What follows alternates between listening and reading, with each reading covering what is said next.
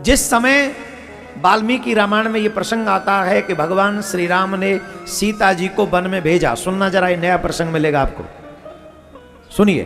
काफी माताएं बहन कहती हैं कि ये कैसे भगवान है जिन्होंने सीता मैया का त्याग किया। अब आज इस विषय को थोड़ा क्लियरली समझ लो, आज के बाद ये क्वेश्चन नहीं आना चाहिए तुम्हारे मन में। कई कारण हैं, उनमें से 2-3 कारण हम आपको बताते हैं। जिस समय भगवान श्री राम अयोध्या के राजा बने, बहुत काल तक उन्होंने राज्य किया, बहुत काल तक राज्य किया। उस राज्य को करते समय सीता मां ने यह कहा कि नाथ मेरी इच्छा है कि हम लोग कुछ दिन में पर्सनली वन में रहूं, संतों के सानिध्य में रहूं और संतों के सानिध्य में रहकर अपनी साधना को और बढ़ाऊं, उनके आशीर्वाद को प्राप्त करूं, मेरी खुद की इच्छा है। भगवान ने कहा यह बहुत सुंदर इच्छा है, पर वो समय चलता चला गया, वो समय नहीं आया भेजने का। दूसरा, जिस समय राम जी वन को चले गए थे, ध्यान से सुनना, अगर आप कहीं अन्य मन लगाएंगे तो ये प्रसंग रह जाएगा आपसे। जिस समय राम जी वन को चले गए थे सीता जी के साथ में,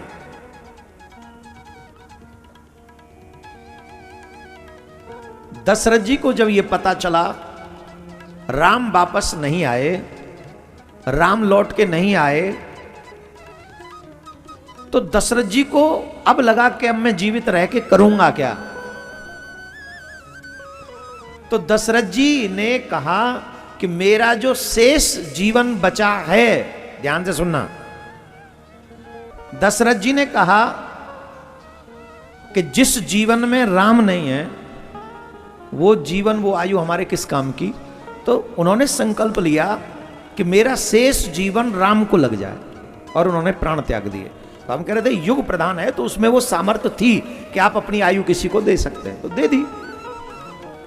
अब राम जी ने सोचा, एक तो कारण यह था कि सीता जी स्वयं चाहती थी कि मैं वन में जाऊं, संतों का सानिध्य करूं, और वो किस लिए, क्योंकि वो गर्भवती थी। राजघरानों में बच्चों का होना एक अलग बात है, लेकिन तपस्वियों के मध्य में बच्चों को होना अलग बात है। तपस्वियों के मध्य में बच्चे रहें, कैसे बनेंगे, वो कैसे बनेंगे। तो वो ये चाहती थी कि मेरे बच्चे इस पृथ्वी पर आएं, उससे पहले इन बच्चों को संतों की कृपा मिले, सानिध्य मिले। आज की मां नहीं चाहेगी, आज की मां तो ये चाहेगी मेरे बच्चे को 5 स्टार होटल मिले, डल्लब के गद्दे मिले, आईफोन पैदा होते ही हाथ पेट में हो तो मां का बस चले, आईफोन पेट में पहुंचा दे, ले बेटा यूट्यूब देख लियो, पेट में आईफोन। कसम से भाई साइंटिस्टों, हाथ जोड़ रहा हूं, कोई प्लान करो ऐसा जो पेट तक कोई व्यवस्था पहुंचे बच्चों के। माएं जो बच्चों को बना रही हैं आजकल, वो ठीक नहीं है, तुम्हारा बुढ़ापा खराब होगा इससे। हर मां को चाहिए अपना बेटा हो या बेटी, सबसे पहले आपके बेटे में धार्मिक गुण होने चाहिए, सबसे पहले, बेटा हो या बेटी। और जो बच्चे धार्मिक गुण को लेकर रहते हैं वो यहां भी सुखी रहते हैं और वहां भी सुखी रहते हैं। धार्मिक बच्चे ही हैं जो अपने मां बाप को सुखी यहां भी कर सकते हैं और वहां भी कर सकते हैं। दूसरा, वो समय आ गया जब राम जी को पिताजी की आयु का भोग करना है, दशरथ जी की आयु का भोग करना है। दशरथ जी के लिए सीता जी कौन है, पुत्रवधू, और पुत्रवधू हुई बेटी, बेटी के समान हुई ना। अब बताइए, राम जी स्वयं दशरथ जी की आयु का भोग करें और उस समय सीता जी साथ में रहें, तो ये मर्यादा है क्या? जवाब दीजिए, नहीं है ना। राम जी ने निश्चय किया कि अब मेरी पिताजी की आयु मुझे प्राप्त हो रही है, तो सीता जी का मेरे साथ रहना धर्म की मर्यादा के खिलाफ है, अगेंस्ट है। तो भी राम जी ने अपनी उस मर्यादा का पालन करने के लिए सीता जी की इच्छा को पूर्ण किया। तीसरी एक और बात, उस समय ये बात प्रारंभ हुआ कि राम जी की पत्नी सीता रावण के यहां रहीं, और रावण के यहां इतने समय रहीं, ये बात शुरू कर दी थी वस्त्र धोने वाले ने, अपनी पत्नी को सुनाई थी कि मुझे क्या राम समझा हुआ है, और ये चर्चा का विषय बना था प्रजा में। अब राम जी ने सोचा कि वैसे तो सीता की अग्नि परीक्षा हो चुकी है, परंतु अयोध्यावासी ये भी कहते हैं कि लंका में राम ने सीता की अग्नि परीक्षा ली, हमने थोड़ी देखी है, हमने थोड़ी देखी है। राम जी जानते हैं कि सीता जैसी सदचरित्र स्त्री इस पृथ्वी पर ज्यादा नहीं है, और उनके चरित्र को अब देखो, उनकी रक्षा, सीता मां का दृश्य देखो कितना गजब का है। रावण सामने आया और सीता मां ने तिनके की ओट कर ली। किसकी? तिनका कौन है? सीता मैया का भैया।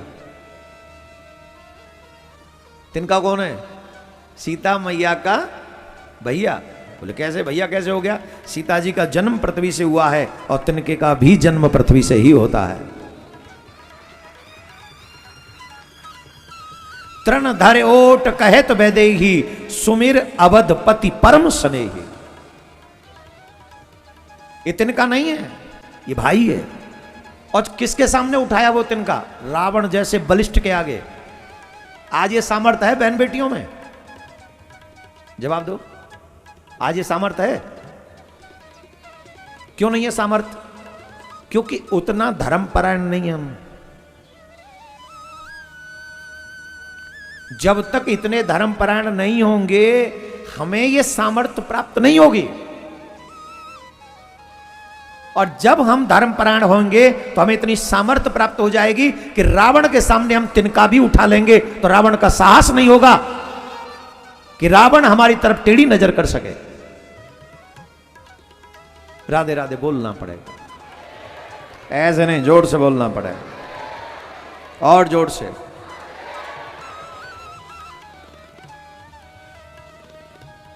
तो अयोध्यावासी ये कह रहे हैं,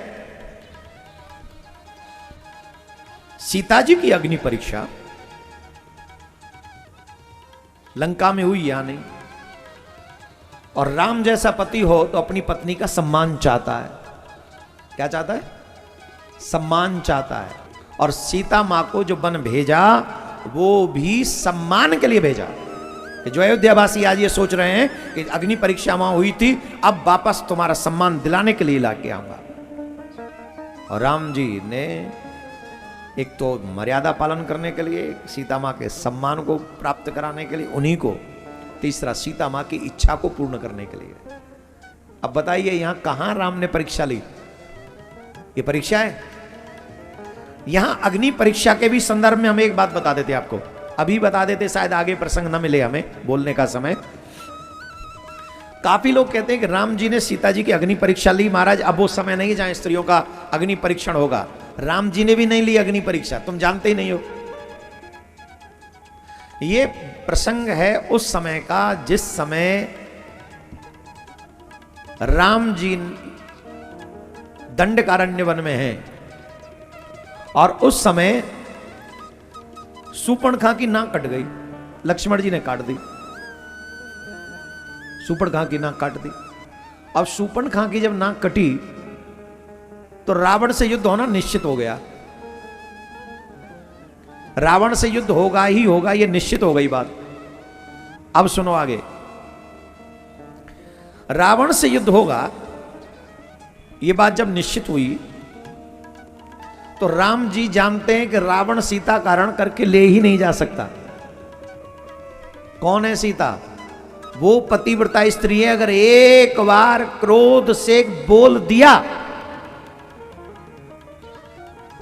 छुआ नहीं, साप नहीं दिया, थोड़ा भी बोल दिया या क्रोध में देख भी लिया तो रावण यहीं जल के नष्ट हो जाएगा। और रावण यहां नष्ट हो गया तो फिर राक्षस मरेंगे कैसे? इसलिए राम जी ने सीता मैया से कहा, तुम पावक महु करहु निवासा, जब लगे करहु निशाचर नासा। राम जी ने सीता जी से कहा कि तुम अग्नि में निवास करो। बोले कब तक करूं? बोले जब तक सब राक्षस मर न जाएं।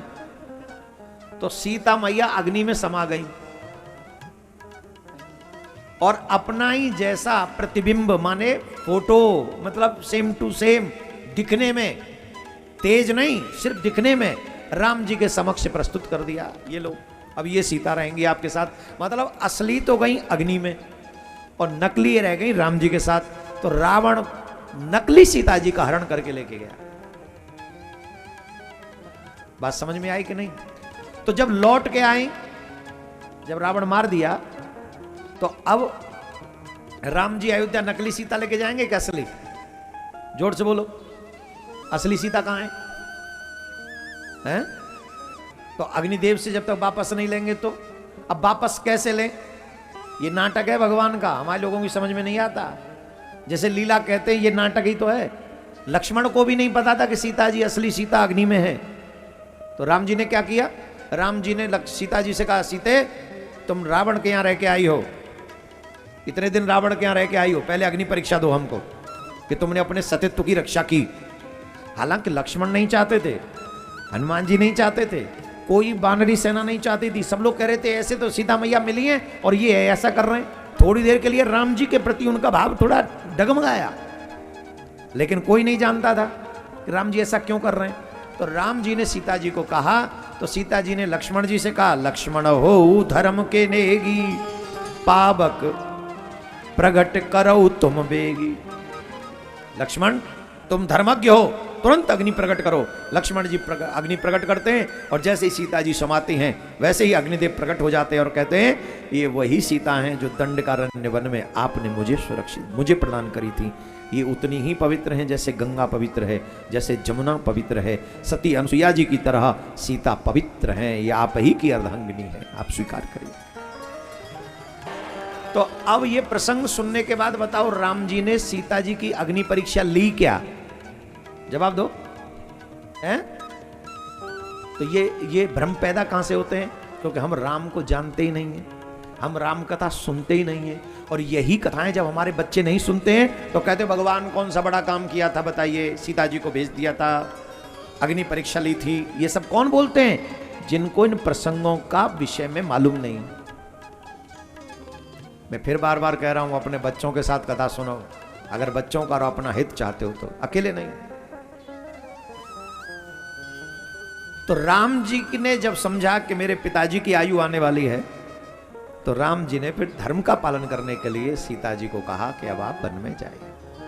और वन में जाकर क्या हुआ? सीता माँ के पुत्र, 2 पुत्र जन्म हुए जिनका नाम है लव और कुश। पुत्र हो तो कैसा? जो माँ बाप का सम्मान दिला सके, ऐसा ना हो जो माँ बाप के सम्मान को नष्ट कर दे। पुत्र हो या पुत्री,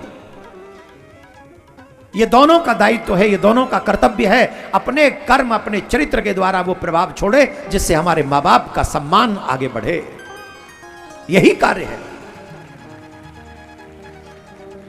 अपने लिए तो कोई भी जी लेगा, लेकिन माता पिता ससम्मान आगे जीवन जिए, ऐसा जीवन जीने वाले लोग ज्यादा पृथ्वी पर नहीं। यही सिखाती है भगवान श्री राम की कथा।